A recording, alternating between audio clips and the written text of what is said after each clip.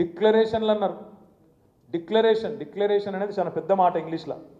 Declaration అంటే చరిత్రలో చాలా చాలా చారిత్రాత్మకమైన నిర్ణయాలు తీసుకున్నప్పుడు గతంలో పెద్దలు మహానుభావులు వాళ్ళు డిక్లరేషన్లు ఇద్దరు. కానీ కాంగ్రెస్ వాళ్ళు డిక్లరేషన్లుగా నాలుగే గీసి పారేసుకుంటుంది కూడా వానికిరాని డిక్లరేషన్లు ఒకటి కాదు ఎన్నో చేసింది. రైతు డిక్లరేషన్ అని చెప్పి రాహుల్ గాంధీ గారు వచ్చి వరంగల్లో చేసింది.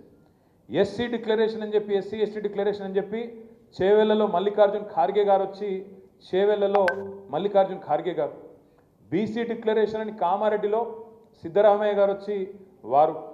యువజన డిక్లరేషన్ విద్యార్థి డిక్లరేషన్ అని చెప్పి హైదరాబాద్లో ప్రియాంక గాంధీ గారు. ఇట్లా ఇక్కడున్న వాళ్ళని మార్కెట్లో నమ్ముతలేరు, వీళ్ళని నమ్మే పరిస్థితి లేదని చెప్పి ఢిల్లీకి వెళ్ళి టూరిస్టులను తీసుకొచ్చి వాళ్ళని ఒక్కొక్కరిని ముంగటపెట్టి మేము ఒక మాట చెప్పినామంటే శివగామి లెక్క మా మాటనే శిలాశాసనం అని చెప్పి డైలాగులు కొట్టి డిక్లరేషన్ల పేరిట ఉదరగొట్టింది.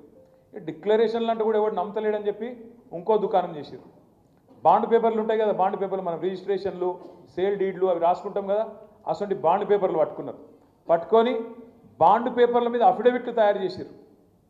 అఫిడవిట్లు తయారు చేసి ఇదే బట్టి విక్రమార్క గారు అఫిడవిట్ రాసి 100 రోజుల్లో 6 గ్యారంటీలు అమలు చేస్తామని చెప్పి ఆ అఫిడవిట్ మళ్ళీ దేవుని కాడ పెట్టి దేవుళ్ళ ముంగట పెట్టి దండం పెట్టి దేవుని మీద ప్రమాణం చేస్తున్నామని చెప్పి ఆ డ్రామా చేసిండ్రు.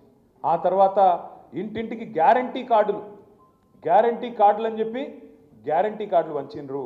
మేనిఫెస్టో అభయహస్తం అనే మేనిఫెస్టోను ఒక 420 వాగ్దానాలు ఇచ్చి అవన్నీ కూడా ఇంటింటికి ప్రతి మనిషికి చేరేటట్టు విస్తృతంగా జోసెఫ్ గోబెల్స్కి వారసుల మాదిరిగా విస్తృతంగా అబద్ధాలు ప్రచారం చేసిండ్రు. అందుకే నేను చెప్పిన నిజం కడప దాటే లోపల అబద్ధం ఊరంతా తిరిగి వస్తుంది.